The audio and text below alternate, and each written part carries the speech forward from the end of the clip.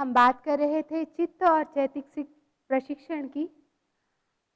हम इसी चर्चा को आगे बढ़ाते हुए हम बात करेंगे कि चित्त किस प्रकार समाधि को प्राप्त करता है और उसका महत्व क्या है। सबसे पहले हमें जानना है कि चित्त समाधि का स्वरूप क्या है। समाधि दो शब्दों से मिलकर बनी है, सम प्लस आधि। सम क्या है और आधि क्या है? सम का अर्थ है कि एक करना। किसको एक करना है? आधि को एक करना है। आधि अर्थात तीन शब्द आते हैं, आधि, व्याधि और उपाधि। आधि मन और भाव से रिलेटेड है, व्याधि शरीर से रिलेटेड है और उपाधि किसी अन्य से संबंधित है। तो हमें मन और भाव को एक करना है, यह है समाधि। अर्थात जब हम मन और भाव का संतुलन कर लेते हैं तो हम समाधि को प्राप्त कर लेते हैं। पातंजल ऋषि ने कहा, योगश्चित्त वृत्ति निरोध। योग क्या है? जहां चित्त वृत्ति का पूर्ण निरोध हो जाता है वह है योग।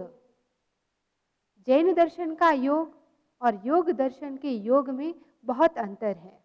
जैन दर्शन में योग का तात्पर्य है मन, वचन और काया की प्रवृत्ति, और योग दर्शन में जहां मन, वचन और काया की प्रवृत्ति बिल्कुल निरुद्ध हो जाती है, रुक जाती है, वह है योग। आचार्य महाप्रज्ञ जी ने कहा, समाधिश्च चित्त वृत्ति निरोध। समाधि किसको कहेंगे?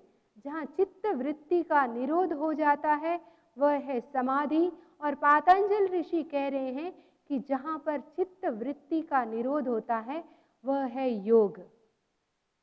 अपनी अपनी ट्रेडिशन, अपनी अपनी प्रथा, लेकिन हमें यहाँ बात करनी है केवल चित्त समाधि की, कि हमें चित्त समाधि को कैसे प्राप्त करना है और उसका महत्व क्या है। आकार क्या है समाधि का? समाधि के आकार बहुत सारे हो सकते हैं। समाधि का मतलब है कि स्व में विश्वास करना, और समाधि का मतलब है कि टोटल सेपरेशन फ्रॉम एक्सटर्नल भाव, यानी बाहरी जितने भी भाव हैं उन सब से अलग हो जाना। जितने भी सांसारिक विषय हैं उनसे दूर हो जाओ, समाधि को प्राप्त कर लो। यानी समाधि का तात्पर्य ही यही है कि हम बाहरी जगत से दूर होकर भीतरी जगत में प्रवेश कर जाएं। समाधि का मतलब है परमात्मा और स्वात्मा। परमात्मा अर्थात आत्मा ही परमात्मा, यानी ऐसी स्थिति को प्राप्त करना जहां पर किसी भी प्रकार का द्वंद्व नहीं है। स्वात्मा मतलब केवल मैं और कुछ नहीं। योगी पुरुष जो होते हैं, जब वो समाधि की अवस्था को प्राप्त कर लेते हैं तब वो हर चीज भूल जाते हैं। बाहरी जगत उनसे बहुत दूर हो जाता है।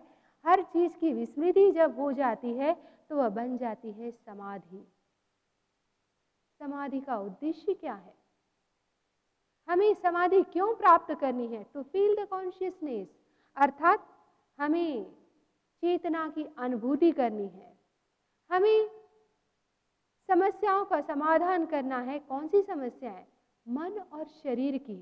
क्योंकि हमें समाधि कहाँ से प्राप्त करेंगे? इसी शरीर के स्तर पर जब हम जी रहे हैं, हमारी चेतना इस शरीर में है और हमारा मन इस शरीर को दौड़ाता है।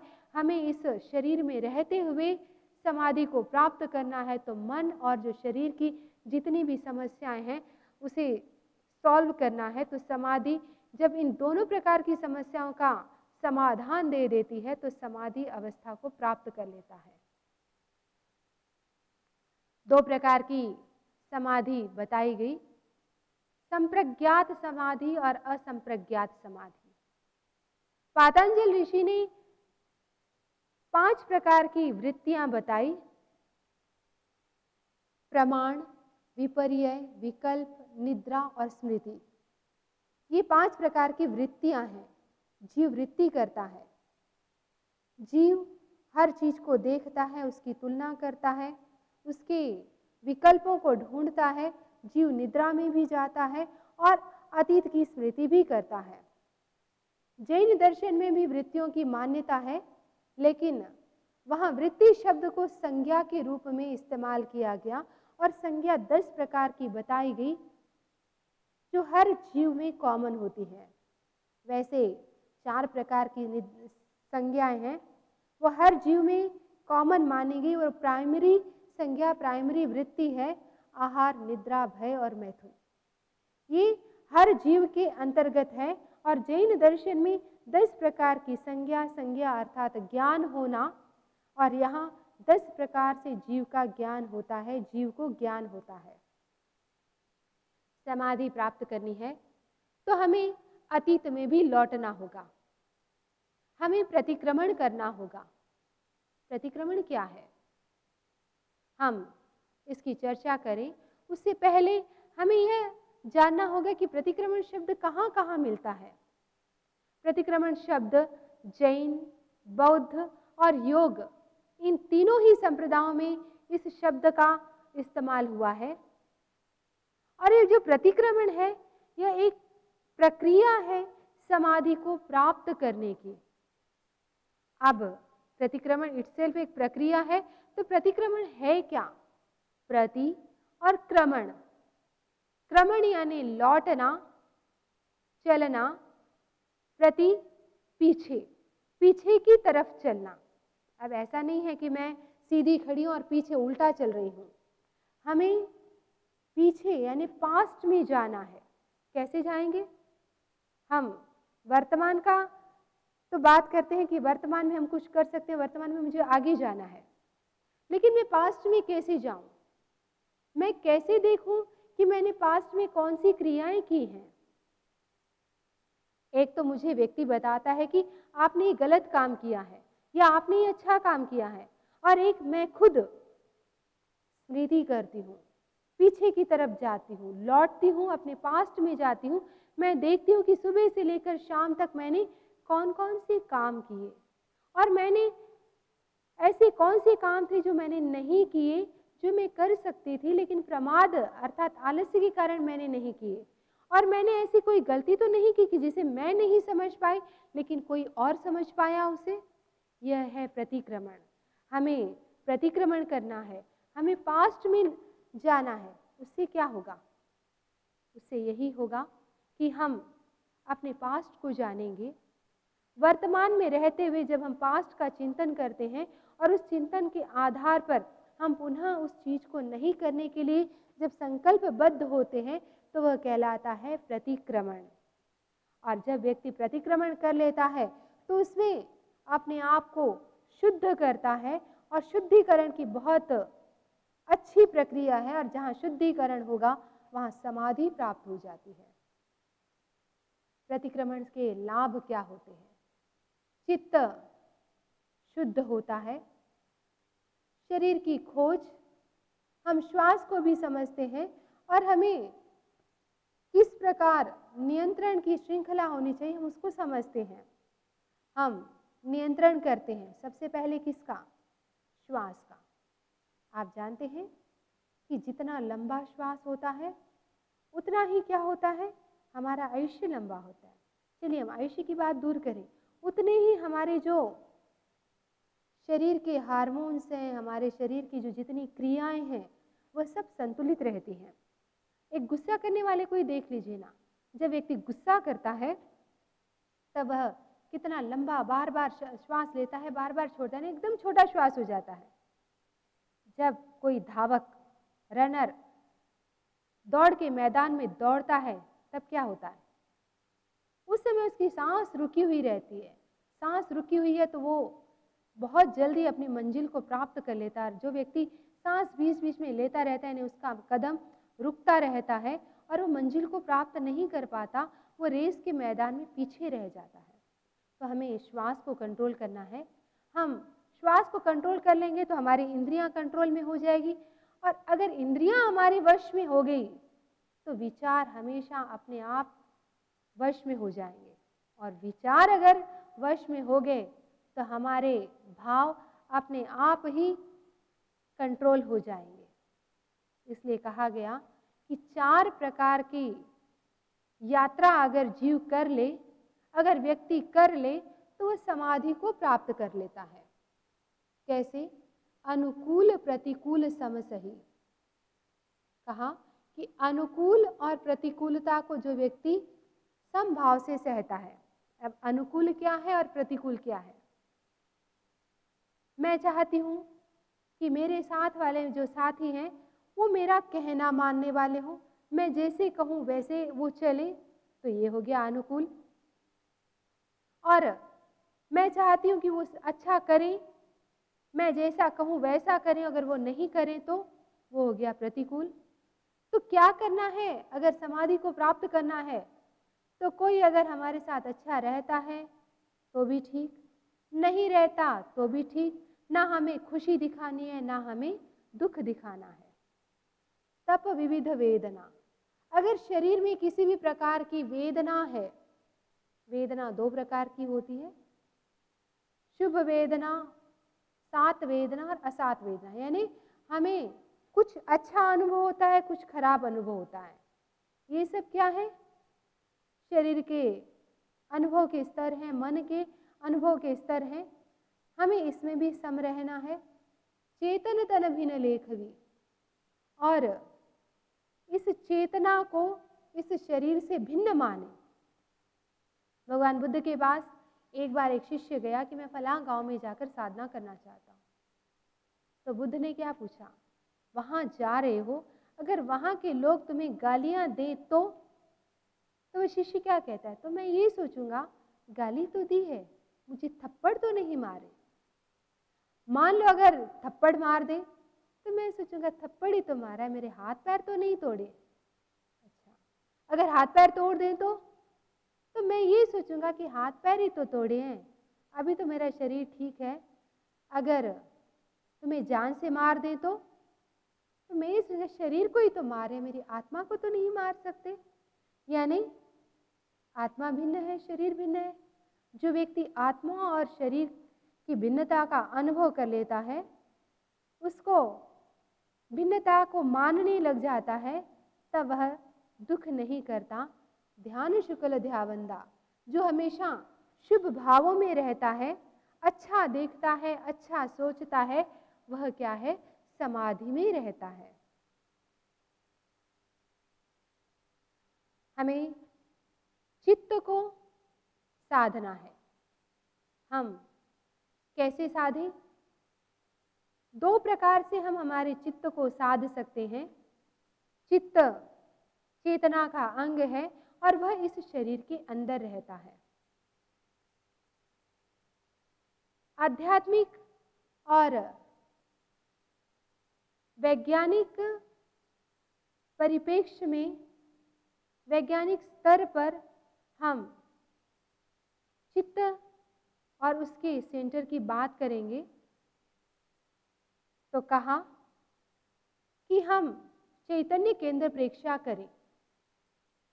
अगर हमें चित्त को साधना है तो हम चैतन्य केंद्र प्रेक्षा करें। तो चैतन्य केंद्र प्रेक्षा हम क्यों करें? तो इसके आध्यात्मिक दृष्टिकोण के अंतर्गत हमें ये जानना है कि हमारा अस्तित्व द्वंद्वात्मक है। कैसे?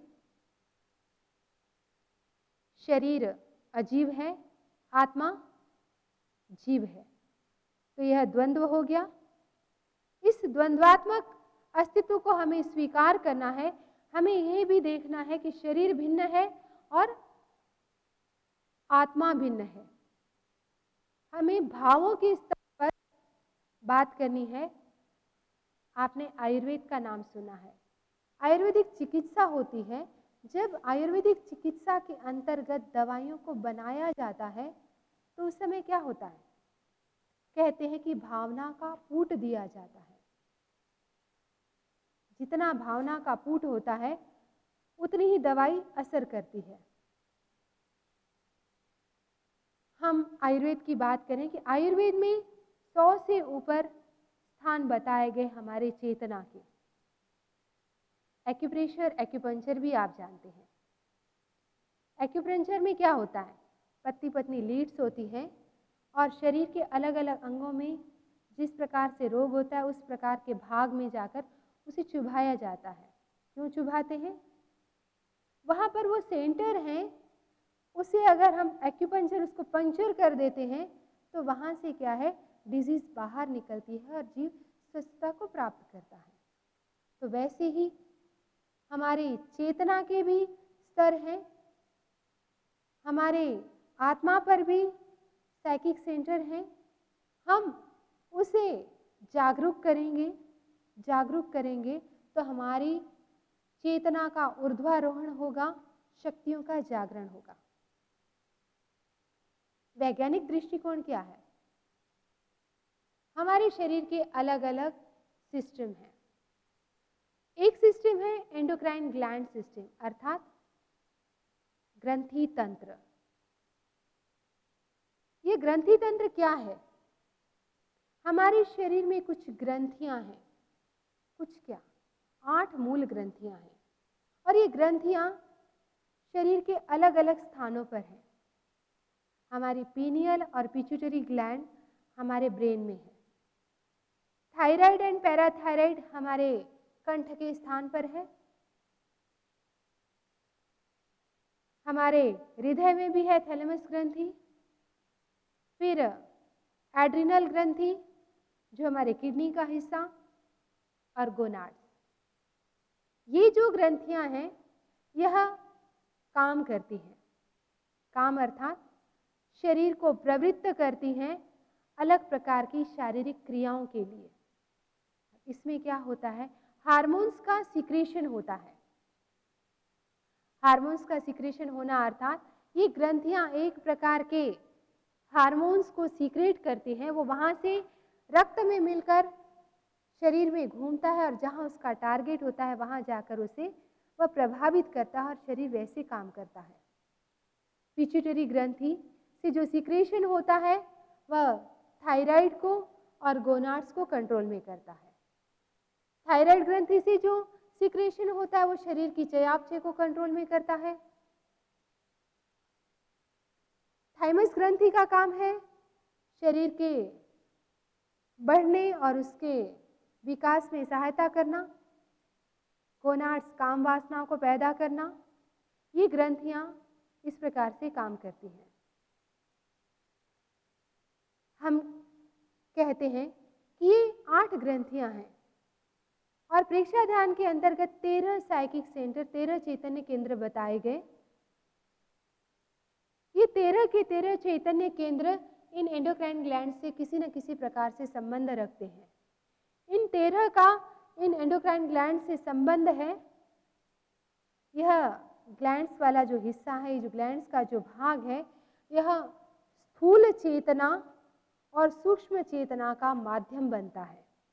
हमें हमारे भीतर परिवर्तन लाना है तो चैतन्य केंद्र प्रेक्षा में हम जब इन ग्लैंड्स पर चित्त को एकाग्र करते हैं, उसमें जो इम्प्योरिटीज थी, हम चेतसिक स्तर पर उस अशुद्धता को हम दूर करते हैं, उन केंद्रों को हम जागृत कर देते हैं और जब केंद्र जागृत हो जाते हैं तब हम उस शक्ति का ऊर्ध्वारोहण करके उस शक्ति को अच्छे कामों में हम लगाते हैं। हमारा जो आचार है, हमारा जो कैरेक्टर है, हमारा जो व्यवहार है, वो किससे रिलेटेड है? वो हमारे इस ग्लैंड सिस्टम से है। अगर हम ग्लैंड्स को कंट्रोल में कर लेते हैं, इसका मतलब हम काम वासनाओं को भी कंट्रोल में कर लेते हैं। जब काम वासनाएं कंट्रोल में हो गई तब हमें किसी और चीज की आवश्यकता नहीं, हमारा व्यक्तित्व तो अपने आप ही निखार प्राप्त कर लेता है। इमोशंस हमारे भाव और हमारे कैरेक्टर, हमारे व्यक्तित्व का बहुत बड़ा संबंध है। आप कई बार देखते हैं कि व्यक्ति के हाव भाव से हम जान जाते हैं कि वो क्या चाहता है, उसके अंदर किस प्रकार के परिवर्तन आ रहे हैं। और अगर इमोशंस नेगेटिव हो गए तो उसका व्यवहार भी नेगेटिव होगा, और अगर व्यवहार नेगेटिव है तो व्यक्ति पतन की ओर जाएगा। तो इमोशंस और ग्लैंड सिस्टम भी दोनों एक दूसरे के साथ बहुत अच्छे से जुड़े हुए हैं। सोलर सिस्टम एंड नमस्कार महामंत्र, अर्थात ऊर्जा और नमस्कार महामंत्र।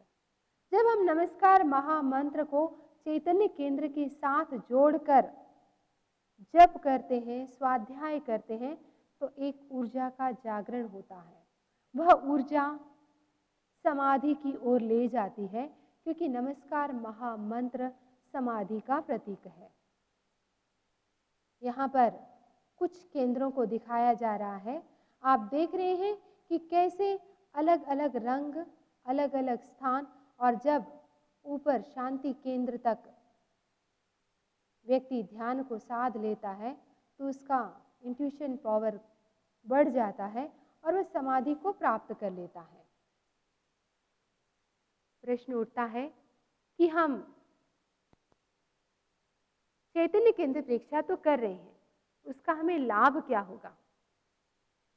इसके हमें बहुत प्रकार के लाभ होते हैं। सबसे पहला लाभ है फिजिकल। आजकल आप जानते हैं कि जब भी डॉक्टर के पास जाते हैं तो डॉक्टर क्या कहते हैं? हार्मोनल चेंज है, हार्मोन्स की टैबलेट लो, HRT लो, उससे क्या है, तुम स्वस्थ हो जाओगे, शरीर ठीक हो जाएगा। हमें HRT लेने की जरूरत नहीं। हमें इन चैतन्य केंद्रों पर अपना चित्त एकाग्र करके ध्यान करना है। जब हम एकाग्रता से ध्यान करेंगे, वहां पर होने वाले प्राण के प्रकंपनों का अनुभव करेंगे, तब क्या है, ये जो ग्रंथियां हैं ये सही दिशा में काम करेगी, और जब ग्रंथियां सही दिशा में काम करेगी तब शरीर अपने आप स्वस्थ हो जाएगा। मानसिकता, शरीर और मन का बहुत बड़ा संबंध है। कहते हैं ना कि मन के जीते जीत, मन के हारे हार। मन अगर स्वस्थ है तो शरीर स्वस्थ है। हम मन को जब कंट्रोल में कर लेते हैं, हम पिट्यूटरी और पीनियल की बात कर रहे थे कि हमारे मस्तिष्क में पिट्यूटरी और पीनियल ग्लैंड का स्थान है। पिट्यूटरी ग्लैंड को मास्टर ग्लैंड कहा जाता है। अगर हम पिट्यूटरी ग्लैंड को अपने वश में कर लेते हैं तो हम हमारे मन को वश में कर लेते हैं, और मन अगर हमारे वश में हो गया तो हम शारीरिक परिवर्तन अपने आप घटित कर सकते हैं।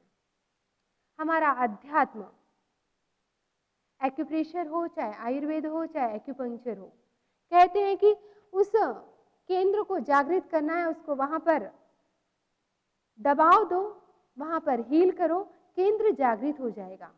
हमें अध्यात्म के स्तर पर अगर केंद्रों को जागृत करना है तो हमें नीचे के केंद्र नहीं, ऊपर के केंद्रों पर, नीचे के केंद्रों के बाद ऊपर के केंद्रों पर जब हम ध्यान करते हैं तब क्या होता है, हम समाधि को प्राप्त करने लगते हैं, और ये समाधि हमें राग और द्वेष से मुक्त कराती है। और यही हमारे अध्यात्म का मूल लक्ष्य होता है। जब राग और द्वेष से जीव मुक्त हो जाता है तब क्या होता है, व्यक्ति अपने आप कर्मों से छुटकारा पाने लग जाता है। इमोशनल हेल्थ को भी हम प्राप्त करते हैं।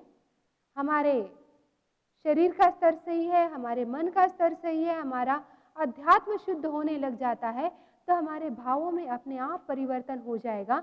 भाव अपने आप पॉजिटिव होंगे। जैसे जैसे पॉजिटिव भाव होंगे वैसे वैसे हमारे अंदर परिवर्तन आने लगेंगे।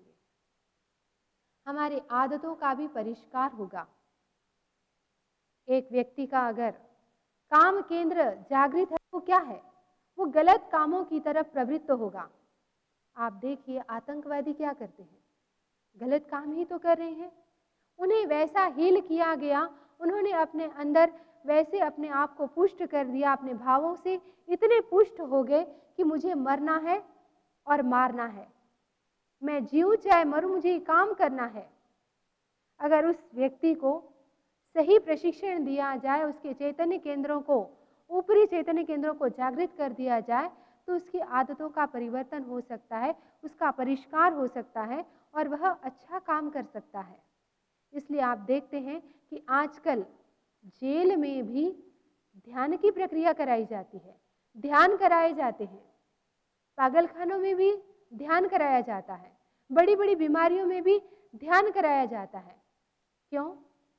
इसीलिए कि ध्यान से शरीर और मन दोनों स्वस्थ रहते हैं। हमारे यहाँ हम ध्यान और मेडिटेशन की बात करते हैं। पाश्चात्य देशों में माइंड एंड बॉडी थेरेपी की बात है। माइंड एंड बॉडी थेरेपी क्या है? माइंड एंड बॉडी थेरेपी आत्मा के स्तर पर जाकर अपने अंदर परिवर्तन ला दो।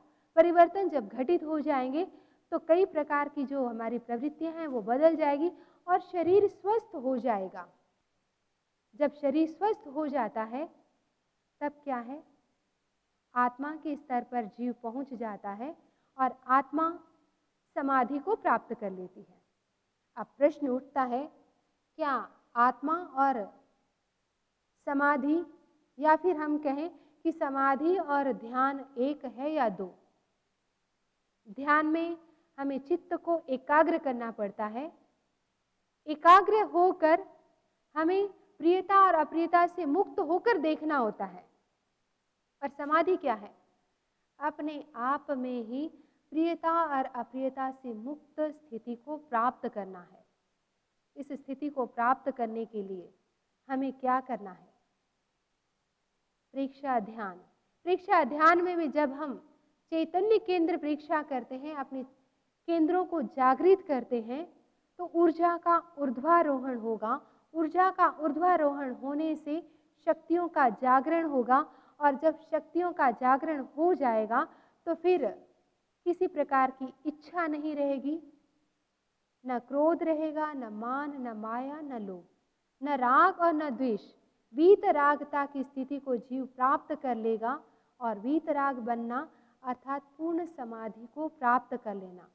तो चित्त और चैतसिक प्रशिक्षण का मुख्य लक्ष्य यही होता है कि हमें पूर्ण समाधि को प्राप्त करना है। अब कई लोग ये बात भी कह सकते हैं कि समाधि का अर्थ होता है कि अपने आप को एक कमरे में बंद कर लिया, खाना पीना बंद और समाधि ले ली, जीव इस शरीर से मुक्त हो गया। इस शरीर में रहते हुए भी अनुकूल प्रतिकूल सम सही तप विविध तपंधा चेतन तन भिन्न लेख भी ध्यान शुक्ल ध्यावंदा। अर्थात समाधि वही जिसमें हर स्थिति में समभाव, अपनी शारीरिक वेदना को भी सहन करना, आत्मा और शरीर के डिफरेंस को समझना और शुक्ल ध्यान की स्थिति को प्राप्त करना, यही है चेतसिक ट्रेनिंग और यही है समाधि अवस्था को प्राप्त करना। ओम अरहम।